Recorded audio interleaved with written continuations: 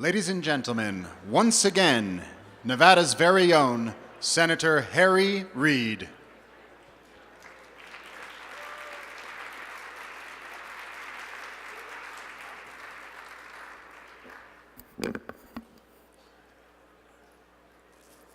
It's my pleasure to introduce formally the Secretary of Interior, Sally Jewell. Look at her record, it's really impressive.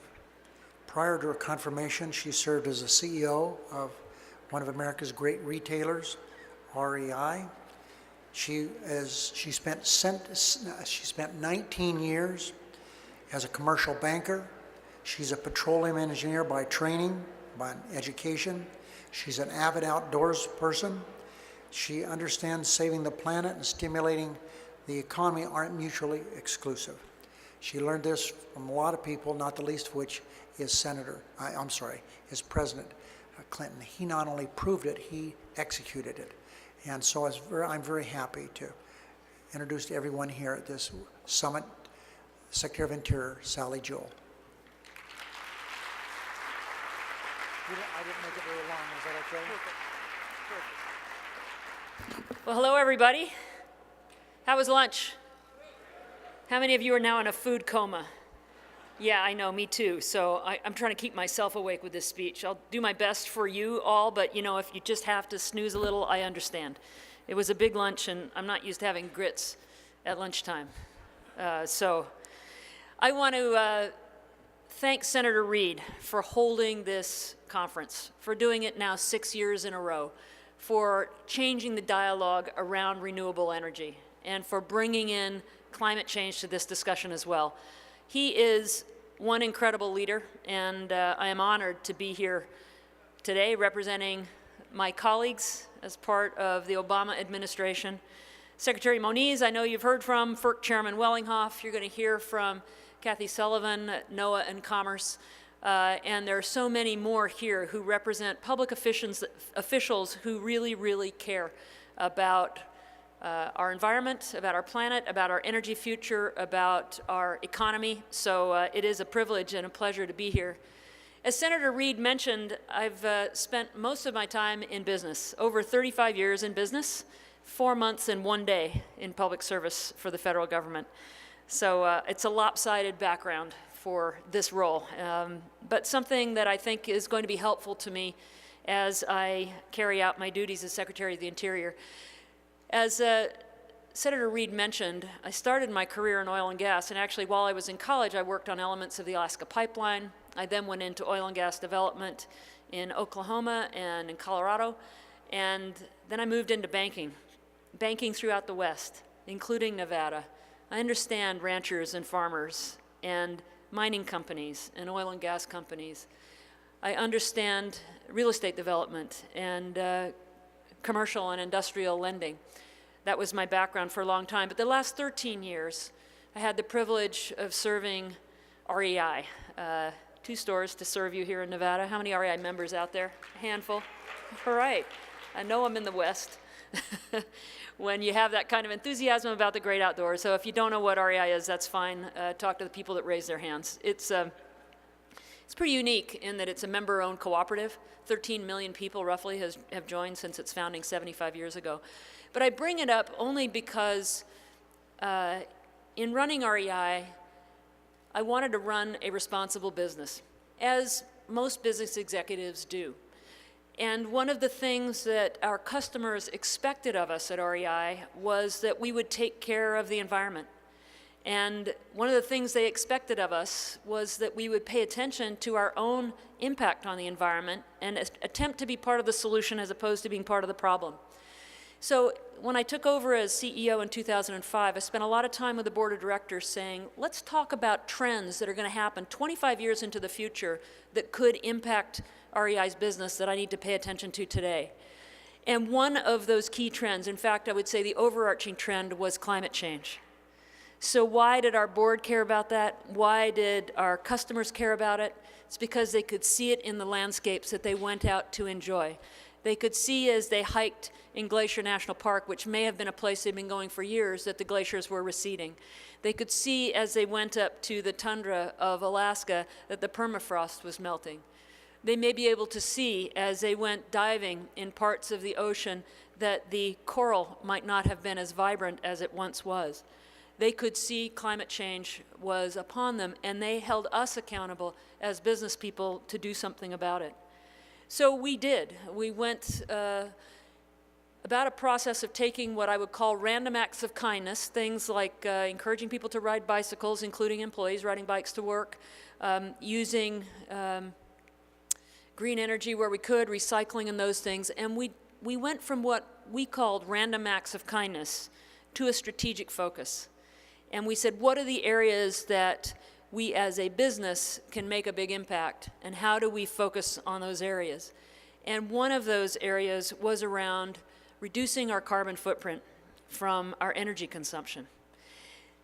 We went about doing that by understanding our carbon footprint on a store-by-store basis, and then methodically supporting utilities like some that are represented in this room by buying Green E certified renewable energy in the markets that were the biggest culprits for our carbon footprint. The other thing that REI did was put on-site solar on a number of its stores. I think the co-op's count now is up to about 30.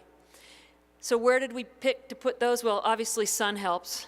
Seattle, the headquarters, was not going to be the place you put solar panels on the roof of the stores, not surprisingly. But we did go to states that gave us an incentive to do that.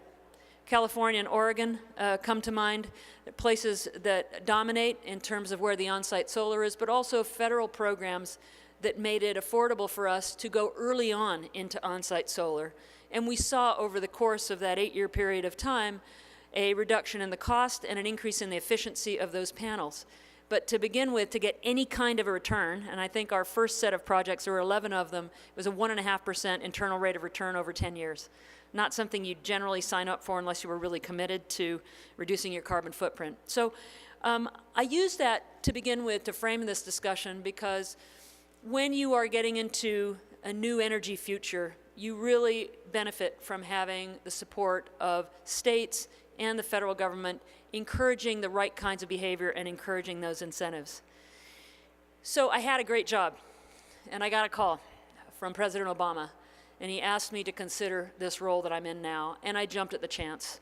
Not because I didn't feel like I already had the best job in the world, but because I'm really committed to making a difference. And I will tell you that at Interior, there are big responsibilities and big obligations, but also really big opportunities to make a difference. So I'm proud to work for this President of the United States, President Barack Obama.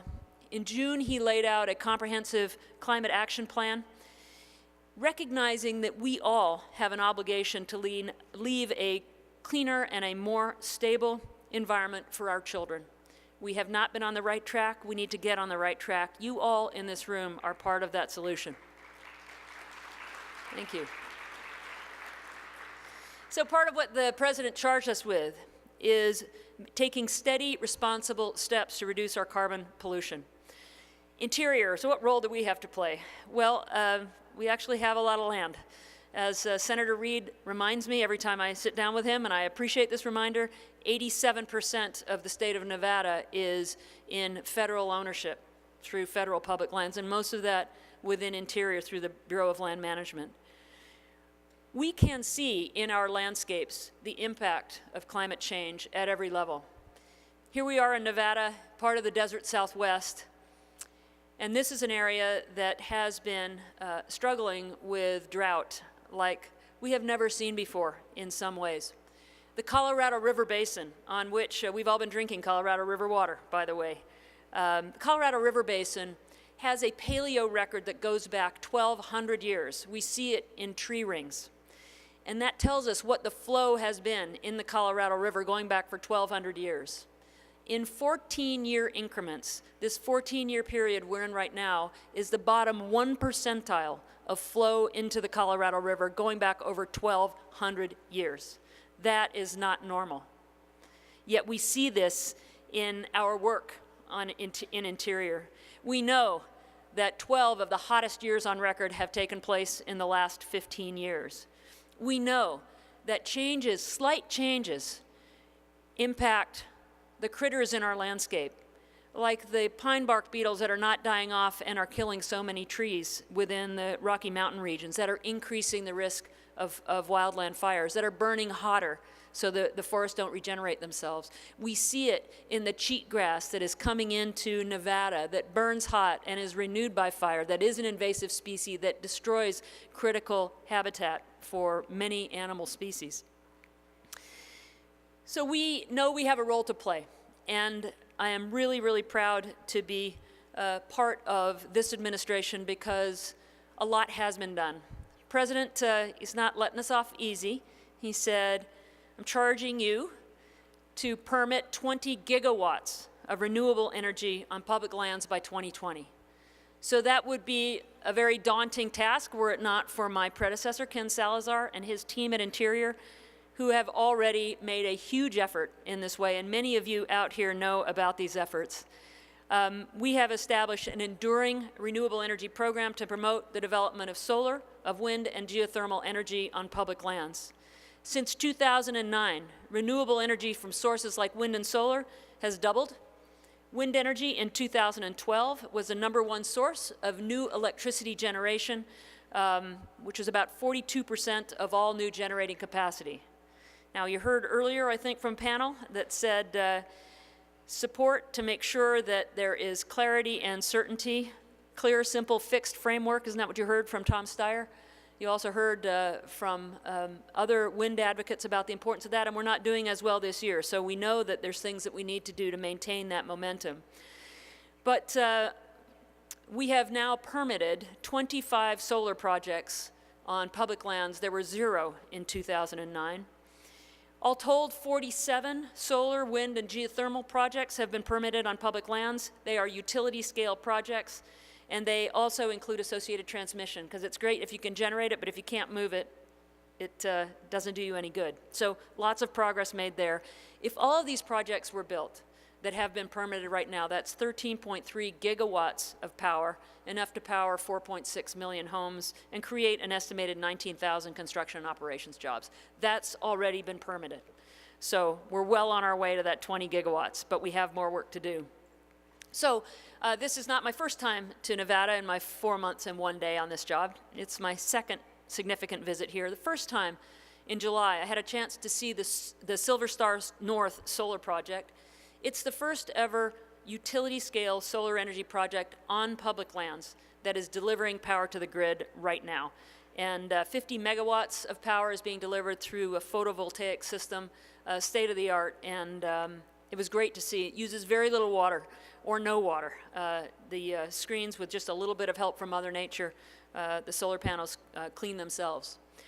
I also saw a massive project, the NRG Ivanpah Solar Energy Generating System, and I will tell you as an engineer, it's easy to geek out on that. Mirrors focused up at towers in the sky over 400 feet tall with giant heat exchangers driving steam turbines. Not complicated technology in terms of engineering, but complicated to pull off.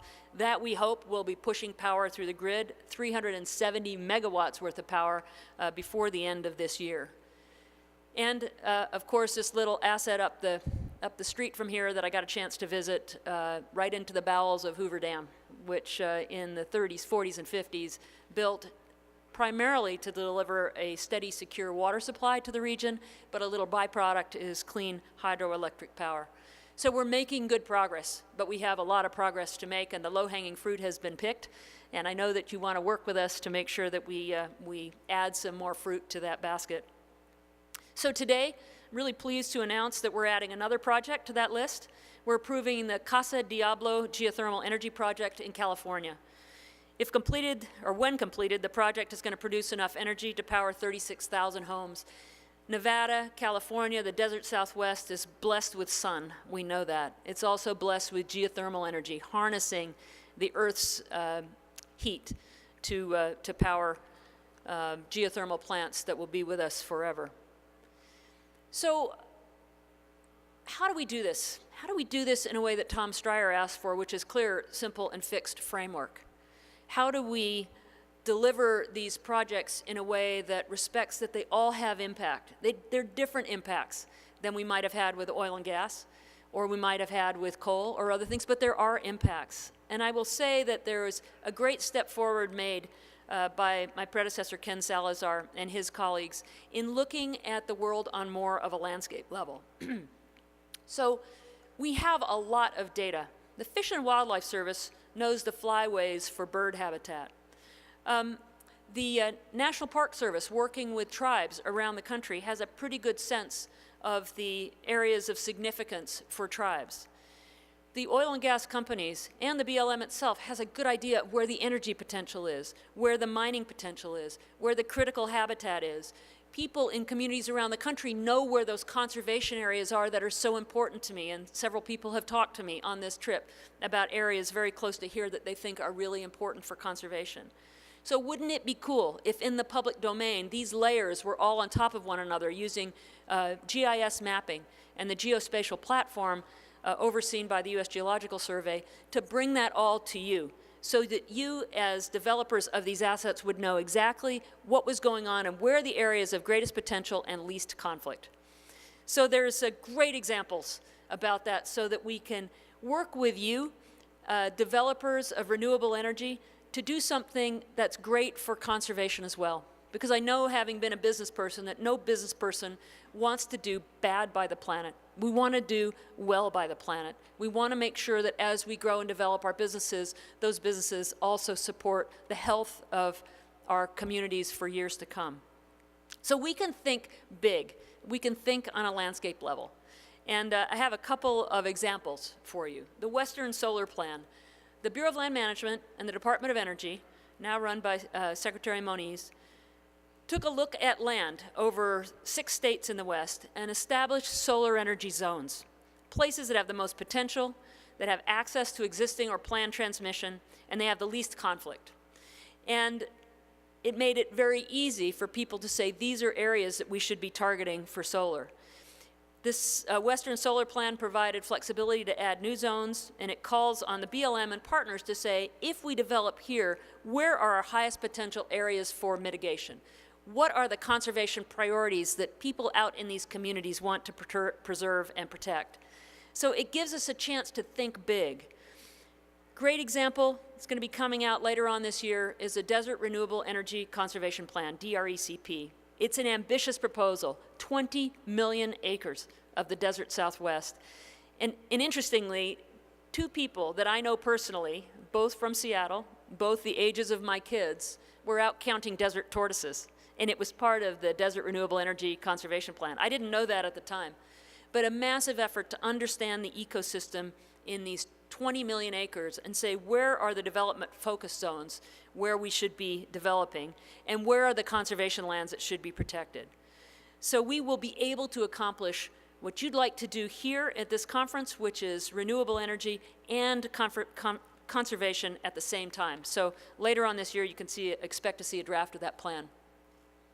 Also really delighted that today we're announcing another solar energy zone, the West Chocolate Mountains Renewable Energy Evaluation Area, which is located near the Salton Sea in Imperial County, California, not too far from here.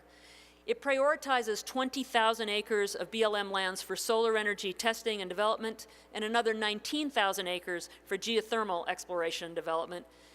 This area alone holds the potential for 3.3 gigawatts of solar power, bringing the total number of solar energy zones to 19. So there is a lot of potential coming, and I hope you are taking notes and you get out and look at these solar energy zones and you work with your friends in the conservation community so that we can identify, as we do these developments, how do we mitigate on a landscape level to really support the natural beauty, the outdoors, the recreation opportunities that drive the economies of some of these small communities, and do it in a way that powers our future. So the other thing we're doing, and it's not so much here in Nevada, it is offshore, and that is supporting a nascent offshore wind energy program.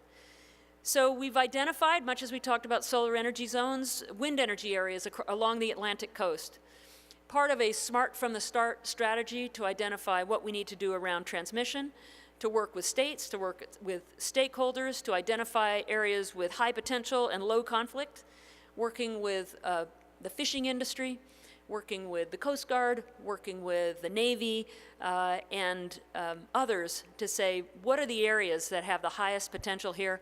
Understanding the flyways, not wanting to kill birds, making sure that we put all these together on a landscape level offshore. So we held the first ever competitive lease sale offshore Rhode Island and Massachusetts in July. The next sale is going to be in September, and that is going to be off of the coast of Virginia. We're evaluating additional sites right now on the Atlantic seaboard, and there's a lot of people on the Atlantic seaboard that need clean power.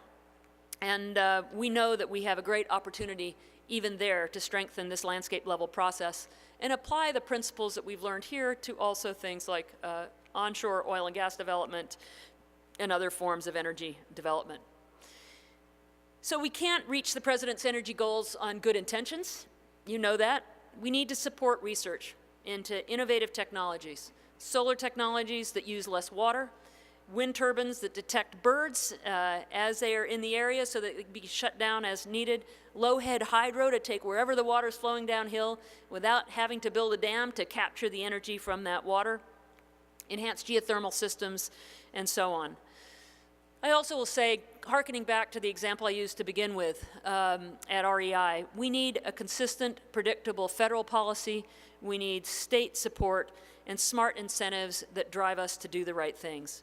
And with that, we can bring that certainty, that clarity, and encourage investment that so many of you want to make in this. So I will say that I know I'm preaching to the choir here, but clean energy is critically important to the future of our nation, to our economy, to our security, and to our environment. It would be very nice not to be dependent on other parts of the world that are not as stable as we are, but to be dependent on energy here and build great jobs here. So together we can double down on that goal that President Obama set for us. Thanks to Senator Reid for convening this group together, for spurring this discussion for the last 6 years. If we're going to address climate change, we need to pull together as leaders to make it happen. Leaders in business, leaders in utilities, leaders in states, leaders in private industry, leaders in government, and leaders as individuals. We need to wake up and look at the landscapes and admit what's happening around us. We need to ask ourselves, how can we be part of the solution? How can we provide incentives to reward and incent the right behavior? How can we hold each other accountable? And I will tell you that the Department of the Interior is committed to being a critical player. I know my colleagues in the cabinet are likewise committed, so I challenge all of us to get on with it. Thank you very much.